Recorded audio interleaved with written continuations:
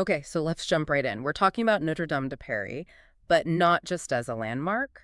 We're Right. looking at it as an 800-year story of engineering and really of survival. Exactly. The mission today is to get past the beautiful pictures and look at the actual, the technology. What made it stand up and what made it survive? And that story has to start at the very beginning. We're talking 1163. Mm-hmm.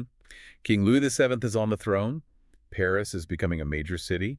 And the bishop, Maurice de Sully, he wants a cathedral that basically screams, "We've arrived." A statement piece. A huge statement piece. Uh, And the spot they chose, the Ile de la Cité, it was already ancient. so they weren't starting with a clean slate. Not at all. There was a Roman temple there before, then a big Merovingian church, so they had to clear all that out first. Yeah. The very foundations are literally built on layers of history. And the style they chose was Gothic.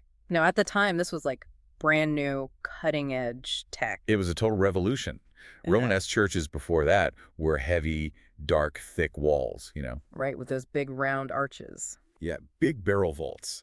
Gothic changed everything with two key things: the pointed arch and the rib vault. Okay, so break that down. What's a ribbed vault? Think of an umbrella. The ribs are the structure and the fabric is just a thin covering. Ah, Ribbed vaults do the same thing for a stone ceiling. They create a skeleton that channels all that incredible weight down to very specific points, not all over the walls. so the walls don't have to be as thick. Exactly. They can be thinner, Mm. they can be taller, and you can put huge holes on them for windows. But there was a problem. There's a huge problem. As they built higher and higher, the roof's weight started pushing the thin walls outward. They were starting to fail. And this is where one of the most famous features comes in, right? The flying buttresses. Yes, and what's so fascinating is they weren't in the original plan. Wait, really? No, the builders saw the walls physically starting to bulge. The buttresses were an emergency fix invented on the job. That's incredible. So they're like these big stone arms on the outside of the building? That's a great way to put it. They're an external skeleton. They catch that outward push from the roof and channel the force safely down to the ground. So the solution to the internal problem was to build something on the outside. Precisely. And because of that, they could push the main nave up to 115 feet high. That's like a 12-story building. And here's the connection we have to make right away. Those stone vaults inside, the ones the buttresses made possible. They're the very same structures that acted as a fire shield in 2019 and saved the cathedral from total destruction. A 12th century fix becomes a 21st century lifesaver. Amazing. Okay, let's move to the front, the western facade, the part everyone knows. That iconic face of the cathedral. Work started on that around 1200, and it took about 50 years. 50 years for one wall? Well, it's some wall. The two towers are massive, about 226 feet high. They were meant to dominate the city. And the whole thing is so precise, so symmetrical. Almost. There's a great little detail here. If you look really closely, the north tower is actually a tiny bit wider than the south tower. Huh? I love that. A little human touch. It's a reminder that this was built over decades by different teams of masons. Perfect standardization was almost impossible. And right above the doorways, there's that long line of statues. The Gallery of Kings. 28 statues of biblical rulers. Yeah. I mean, just think about the amount of skilled carving that went into that one element alone. It really was a showcase. It was. And that brings us to another key part of the design. Light. Light wasn't just for seeing, it was symbolic. It was the presence of God. Which means we have to talk about the rose windows. The three great rose windows. And calling them windows feels like an understatement. They're enormous. The north and south ones are nearly 43 feet across. That's huge. And the north rose is special. A lot of that glass is original from the 13th century. So we're looking at the same colors people saw 800 years ago. In many places, yes. You're seeing Old Testament stories told in light. And the stonework holding it all together, that delicate web-like pattern. That's called tracery, right? That's tracery. It's the engineering that makes the art possible. And remember, for most people back then who couldn't read, This was their Bible. this was it. Stories told in brilliant color. As construction went on, though, the style started to change a little, didn't it? It did. You get into what's called the High Gothic period.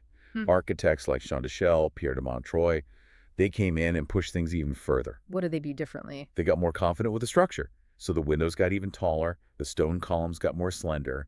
The goal was to make it feel almost weightless, like a cage of light. They also changed the floor plan a bit, right? They did. They extended the transepts, the arms of the building, to create that more perfect traditional cross shape on the ground. It was all about refinement. It's just Yeah. so much space, and so much of the genius is in the parts you don't see. Which brings us to the forest. Ah, yes, the forest. The nickname for the enormous wooden roof structure that sat on top of the stone vaults. Why the forest? Because building it required the wood from over 50 acres of oak trees. 50 acres. Yes, an entire forest, basically. And each huge beam was carved from a single ancient tree shaped by hand while the wood was still green. Before the fire, it was one of the oldest wooden structures in Paris. Just incredible. And while that was hidden up top, something else defined the cathedral's presence from the outside. The bells. Specifically, the Great Bell, Emmanuel, in the South Tower. And Emmanuel is big. Big is an understatement. It weighs over 28,000 pounds. It was recast in 1681, and it's famous for having this perfect, deep tone. They only ring it on very special occasions. But most of the other original bells, they didn't make it. No. Sadly, during the French Revolution, many were taken down and melted to make cannons. Emmanuel was spared, but it's a survivor. And that's a perfect transition because the French Revolution was the first time Notre Dame faced, well, near total destruction. It was an absolutely brutal period for the cathedral. This wasn't neglect, it was targeted destruction. What do you mean by that? The revolutionaries saw it as a symbol of the monarchy and the church, so they attacked it. Remember the Gallery of Kings we talked about? Yeah, the 28 statues. They pulled them all down or chopped their heads off because they mistakenly thought they were statues of French kings. Oh, wow. So it was a case of mistaken identity. Completely. And that was just the start. They looted the treasures, used the building as a food warehouse, and even stripped the lead off the roof to melt down for bullets. The building must have been a wreck. By the early 1800s, it was a ruin. It was so bad they were seriously debating just tearing the whole thing down. So what saved it? A book, actually, Victor Hugo's The Hunchback of Notre Dame. Right. It made people care again. It totally reignited public interest and led to a massive restoration project starting in the 1840s. Led by the architect Eugène Viollet-le-Duc. Exactly. And his work, which took 25 years, is the reason the cathedral survived into the modern era. He repaired the walls, replaced the statues. But he didn't just repair, did he? He added his own stuff. That's the crucial and kind of controversial part. He didn't just restore, he reimagined. He added things he thought should have been there. Like what? The most famous examples are the spire. The original is long gone, so he designed a brand new, much taller, more ornate one. And the gargoyles. Wait, the famous gargoyles and monsters on the roof? They're not medieval. Nope. They were designed by Viollet-le-Duc. They're 19th century Gothic fantasies. So the Notre Dame that we all knew, its iconic silhouette, was really a blend of the medieval and a 19th century vision of the medieval. That's the perfect way to describe it. And without his additions, his vision, the building probably would have collapsed. He saved it, even if he did put his own stamp on it. Which brings us, tragically, to April 15th of 2019. The fire. It started up in the attic during a renovation, and it just tore through that ancient dry timber of the forest. And the whole world watched as that spire, Viollet-le-Duc's spire, came crashing down. The entire roof was just gone. It was horrifying. It seemed like the whole building was going to be lost. But it wasn't. And this is where the old engineering comes back in. The firefighters did an incredible job saving the stone structure, the towers. But the real hero was the medieval design. Those stone vaults held.